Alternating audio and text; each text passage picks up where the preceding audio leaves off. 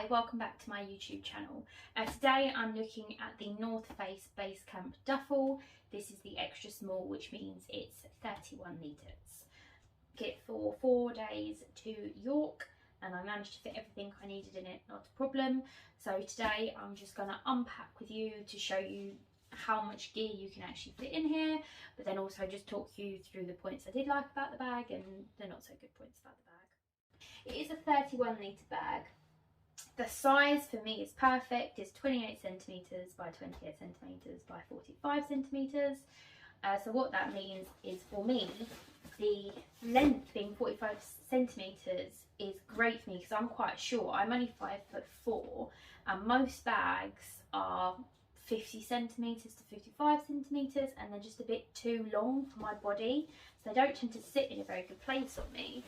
But this bag, kind of the perfect length for my torso. So obviously it's fully packed out at the moment, but you can see how far down it comes here. It's actually the length of my back, which makes it incredibly comfortable for me. And obviously if you're taller you can probably get away with a large bag, but for me this is perfect. And then it's deeper than most bags as well. Either you get a bag that's like the same width out and you feel like you're falling backwards all the time, or it's really slim, and because it's short and slim, it's no good, you can't fit all your stuff in it. So for me, this bag is kind of perfect. The only downside to that is because it is so deep, it's not going to fit in most carry-on requirements if you're flying. So I took the train, so obviously no size limits to that, so I had no problems. And if you're throwing it in a car or something like that, that's going to be fine as well. The downside to this bag is there's not many features, and I'll go through that. So let me just start at the beginning. They do have backpack straps, also duffel straps. It's called the Base Camp Duffel. Trying to carry it like a duffel was just a bit strange, like the backpack straps. So carry it in duffel mode, you're supposed to, elongate the straps a little bit and then pick it up, and now it's in duffel mode. I mean, it'll do in a pinch. Am I going to carry it around like this? Not really.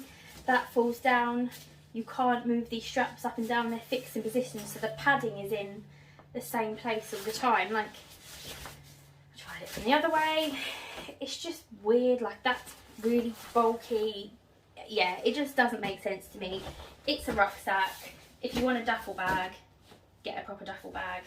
Outside organisation, this is it. This one zip pocket, which is holding my essentials, lollipops, and that's pretty much all you can get in there. I mean, you could fit a wallet in, you could fit an Oyster card, something like that. To be honest, I don't find it that useful. When it's fully packed out, it's really tight. Wireless earphones I could just about squeeze in. Like, even that is a bit of a fiddle. There we go. The material is water repellent material, so it's really kind of hard, which is great because it's going to be durable. And it was raining the entire time I used this bag and nothing got wet inside, but it just does mean like this pocket doesn't have any stretch to it at all. It means you do have to carry a separate bag. Well, you can choose to carry a separate bag, which is what I do, to have your wallet and all those quick access items, things that you're going to want. The zips have been fine. The zippers on the main compartment are lockable, so you can put the lock through. You've got the 2 loops, you can put your lock through, so that is great. And then in terms of the inside of the bag, what you can see here, this is the organisation in the bag. So this is the back panel, this is what sits on your back. So anything sharp you put in here, that's going to be digging into your back. So you don't really want anything. Like if I put that in there, this is just travel cutlery. But if you put that in there and then fold it down, that's that tub. And that's going to be digging into your back. It's not comfortable. So when you're packing it, you have to make sure that the stuff you're putting in here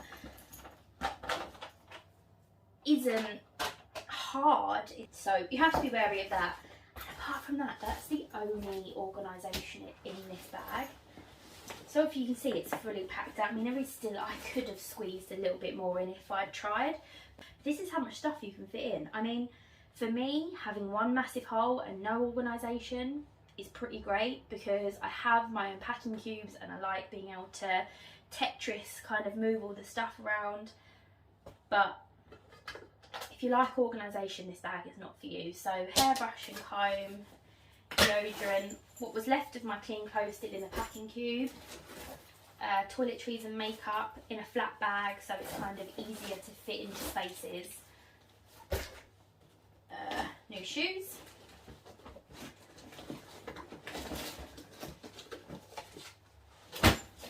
flat shoes that I didn't wear at all because it rained and my feet were freezing, and my trainers, they're a bit banged up, but they're in a bag. Down the side here I have my straighteners, and in this bag is all my dirty laundry, and that's the bag. Like, it is just one big hole. The material, again, this is all kind of to keep it all water repellent and resistant, and that's the bag. Like, that's it. You do have a name tag so you can put your details in there if you use the bag, but it seems like a pretty good bag. I mean, these straps are really comfortable. There's 4 handles around the side of the bag, so there's always somewhere to pick it up. You do have compression straps on the side. To be honest, the only thing this bag was missing for me was a water bottle pocket.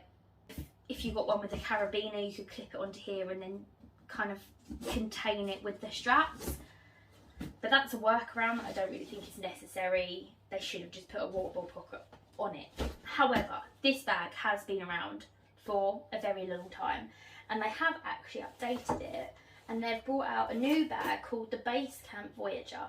And they've gone away from the sizes, so it's not small or extra small, it's just a 32 litre. So this is 31 litres, and the Base Camp Voyager is a 32 litre bag. It's a little bit more pricey, so this bag was 95, this is the extra small. But if you get the Base Camp Voyager 32 litre, £110, and the sizes are more cabin friendly, so it'd be 57.6 centimetres tall by 35 centimetres wide by 22 centimetres deep, which means you would be able to fly with it. And it does have a few more bits of organisation. So there's a dirty laundry divider within the bag, there's a laptop sleeve, which this bag is missing, and there's an external water bottle holder. The thing is, in my mind, that's not what you're buying this bag for. This isn't to carry tech gear around, this isn't for organisation, this is to throw clothes and shoes in, maybe a spare jacket, your makeup, your toiletries, and you haul this, and anything you need quick access to, you either put it in your pockets or you put it in a bag, and this just holds all your crap basically. And it did a really good job of that.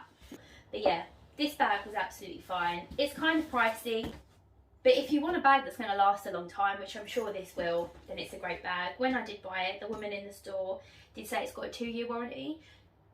Yeah, I'm pretty happy with the bag. The final thing, and I haven't actually attempted to do this yet, so I'm not sure whether I'm going to be able to do this, but when you buy this bag, it comes folded up in its own little pouch,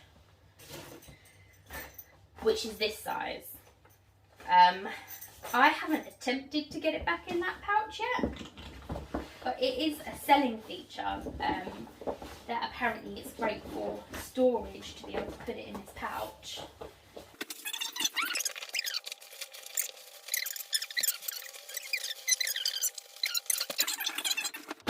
Slim enough like that for me, and I think I'd rather not have it all folded up anyway. But yeah, pretty good bag. Thanks for watching, and I will see you next time.